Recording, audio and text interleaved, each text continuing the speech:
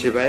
दोस्तों, मकर राशि वाले जातकों का इस चैनल पे स्वागत है। इस वीडियो में हम आपको बताने जा रहे हैं राहु केतु के महापरिवर्तन का मकर राशि वाले जातकों के ऊपर कैसा प्रभाव पड़ेगा।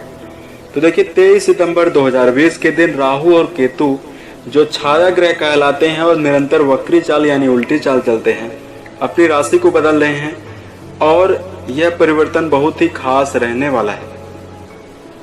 तो इसका 12 राशियों के ऊपर और वातावरण के ऊपर अलग अलग प्रभाव देखने के लिए मिलेगा। तो इस वीडियो में हम बात करने जा रहे हैं मकर राशि के ऊपर कैसा प्रभाव पड़ेगा और मकर राशि के लिए कुछ खास उपाय जो काफी अनुकूल आपके लिए रहने वाले हैं। तो देखिए, 23 सितंबर 2020 के दिन राहु और केतु मिथुन राशि से निकलकर, राहु जो है मिथुन से निकलकर वृषभ राशि में प्रवेश करेंगे और वृषभ राशि के राहु उच्च के होते हैं, उच्च अवस्था में यहाँ पर मौजूद रहने वाले हैं।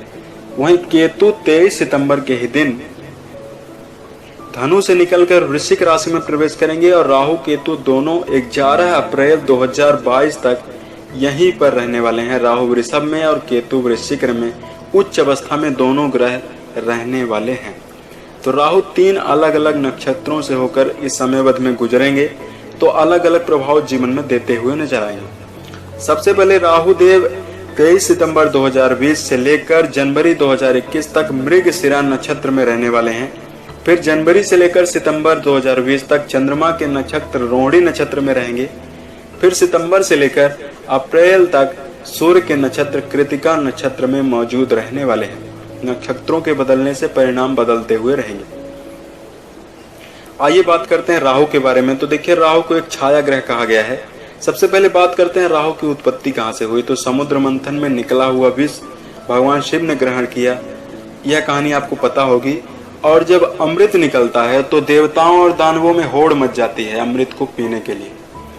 तो देवताओं का जो ग्रुप था वह जिद कर रहा था और दानवों का ग्रुप उस अमृत को पाने के लिए निरंतर जिद कर रहा था। यहाँ पर भगवान विष्णु जो थे वो मोहिनी का रूप धारण करके प्रकट होते हैं और मोहिनी में बहुत ज्यादा माया होती है, जिससे देवता और दानव ग्रुप दोनों सहमति दे देते हैं कि आप ही हमें अमृत पिलाओ। और मोहिनी देवताओं और दानवों को अमृत पिलाना स्टार्ट करते हैं।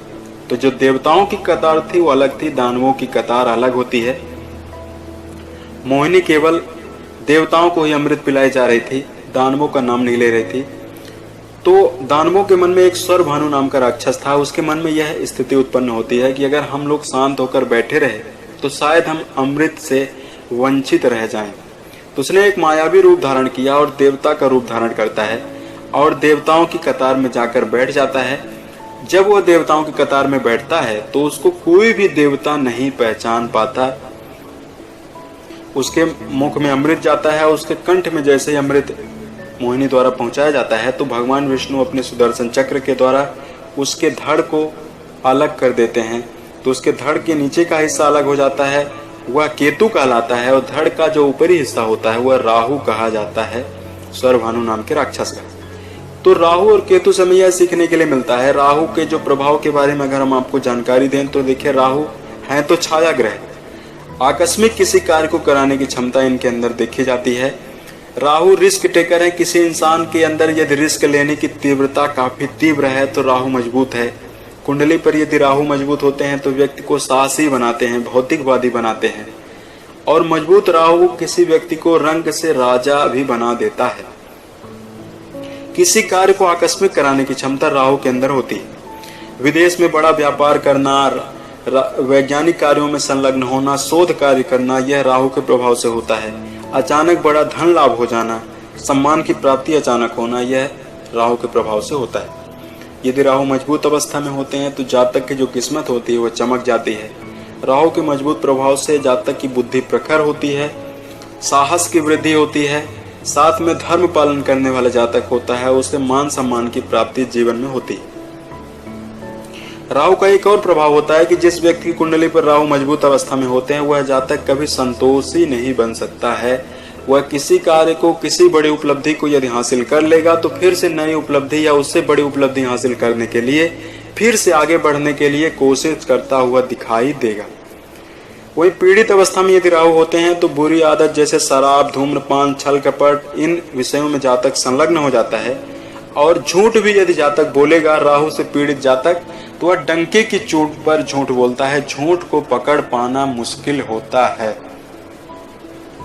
मायावी भी जातक बनता है। तो आइए जानते हैं केतु के बारे में। तो ठीक राहु के विपरीत ग्रह केतु होते हैं। केतु इंसान को धार्मिक कार्यों की ओर ले जाते हैं, वैराग्य, मोक्ष, तंत्र विद्याओं में रुचि ले जाते हैं, ज्योतिष, इन विषयों में काफी रुचि ले जाते हैं।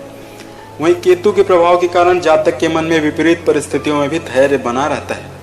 केतु के अशुभ प्रभाव से मामा पक्ष से नुकसान का सामना करना पड़ता है।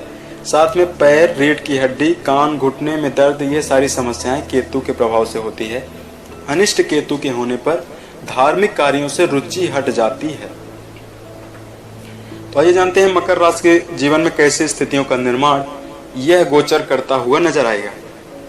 तो मकर राशि वाले जातकों, सबसे पहले बात करें राहु के गोचर के बारे में। तो 5th हाउस में गोचर होने जा रहा है राहु का। राहु की जो दृष्टियां होती हैं 5वीं, 7वीं और 9वीं होती हैं। आपकी पहले हाउस में दृष्टि पड़ने वाली है, 11th हाउस में, और 9th हाउस में दृष्टि पड़ने जा रही है।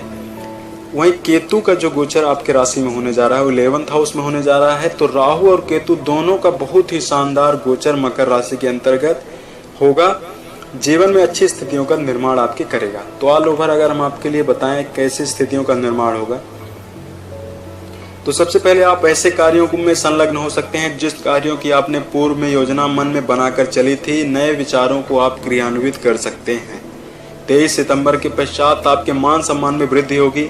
11th हाउस में राहु की दृष्टि होने से विदेश से धन लाभ की संभावना बनेगी, या विदेश में यदि आप सेटल्ड हैं तो वहां पर धन लाभ होगा।